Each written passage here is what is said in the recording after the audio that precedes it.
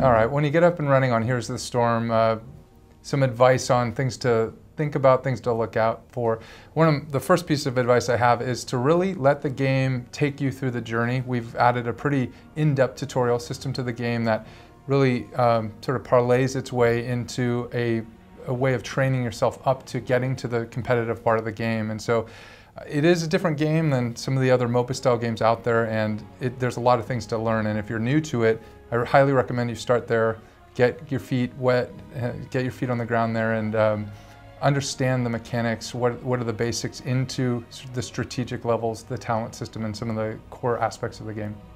Yeah, and if you actually are used to other games in the genre, there's a nice video at the beginning where you can watch, if you pick that you're a veteran or expert player, you can watch and it will kind of walk you through a little bit of the differences between this style of game and other games. Players who come from other games, they might not be used to what we've done with Heroes. Really what we're trying to do is do our own take on this genre and really mix things up a little bit. So there's differences where obviously there's no item shop. It's, you know, you've got per hero talents. Teams they level together. You don't have individual leveling. So there's some aspects there that are going to be different from the other games, but we really think those changes really mix up the game and make it fresh and interesting and fun. Okay, so what do you do first? I've now gone through maybe my tutorial system. I'm trying to make a decision of how I should first play. My recommendation is to start with the versus AI mode. This is a mode where you play cooperatively with other players. If that's too intimidating to play with other players at all, we have basically our training where you can continue to play even with AI allies as well.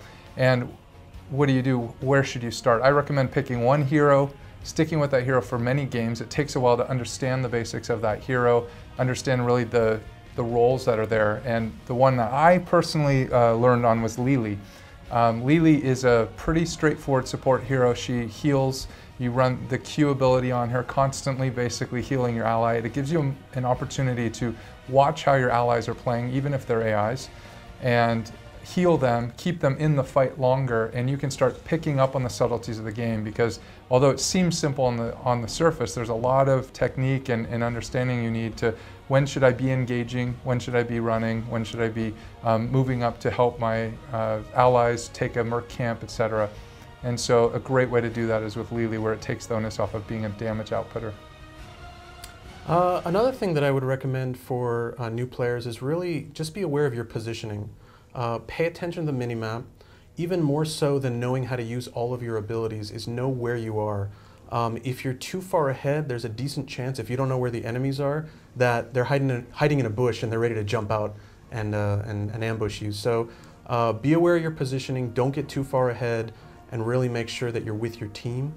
This also plays once you actually get into a team fight. You want to make sure that you know really what your role is in the team fight. If you're a tank, you want to be up on front, really soaking that damage, blocking the enemy from getting to your back line, the more squishier of your group. And if you're a damage dealer, you want to kind of dance around a little bit. Make sure you're not going toe-to-toe with other people there. And finally, another piece of advice I'd give is that when you do manage to take one of the foes down and get them really low in health, and they start to run, if you feel you can take him down before he runs, okay, great, do it. But if he gets a little bit away and now you're chasing him, be very careful. While it might look like, oh, I'm almost there, I can take this guy out, just another couple hits, sure enough, when you run after that guy for a little while, the rest of his team is hiding in a bush somewhere. And they're going to jump out and they're going to take you down. And now what went from an advantage, where the enemy was so low on health, is now a disadvantage because you're out of the game for a while. That's a great bit of advice. I actually do the same thing. I'm still, at this point, after playing as many games as I have, I still run into that. It's this bloodlust. It's like, they took down one of our guys and I'm going to get him back. And so I keep the chase on, and it's always overextend, and I always die, and I always actually hurt our team by overextending because of generally the chase. And I think the chase is one of the biggest areas to be cognizant of as you're learning. Related to map awareness, and this is something that took a long time for me to even get, and I'm still very much learning on this front. It's so easy to get caught up in specifically what your hero is trying to accomplish at that one moment. So if you're healing with Lily, with the advice of that, you're queuing and watching what's happening with your hero. That minion wave is cleared, or the merc camp is cleared, and I stay and I focus on Lily making the way to the next place. And instead, that's a great moment to take your eyes to the mini-map, watch what's going on, see what your allies are doing, what the enemy is doing if you can pick up on it. Oftentimes as you learn the game, you start to understand that when you don't see the enemy, what they're likely doing at the various times of the game, and that becomes critical to really getting into the deep knowledge of it. And it differs from battleground to battleground as well. So sort of step 2 after you familiarize yourself with this hero is starting to get your eyes to drift from the central screen where you're playing to the mini-map and watching. So you can right-click on the mini-map or on a different location.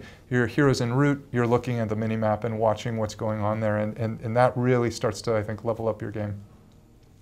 So another thing that's good for people coming from other games in the genre to realize is the team leveling aspect. So it's really important to get one member of your team into each lane soaking that XP. Whenever minions get killed, whoever is nearby will be able to absorb that XP. And so if you don't have someone in that lane, then your team's not going to be getting that XP. So this is actually really important because at various points along the leveling curve, there's these like power spikes. There's at level 10, you get your heroic ability, and this gives you a significant amount of advantage against the opponent team if you can actually have yours and they don't have it. Same thing with various talent choices along the way. There's some critical talents to select. So make sure that you're always soaking that XP up until a certain point, and then you kind of transition to a point in the game where you may actually want to stick with your team so that you can try to do these team fights to get into battles and really take down the opponents so that then you can push a lane. So there's a lot of things to learn over time, but I would take it just one step at a time. Like step 1, stay in those lanes and really learn to absorb that experience. And then after that, you start moving into various things of when do I go to a map objective, when do I go get a mercenary camp, when do we engage in a team fight.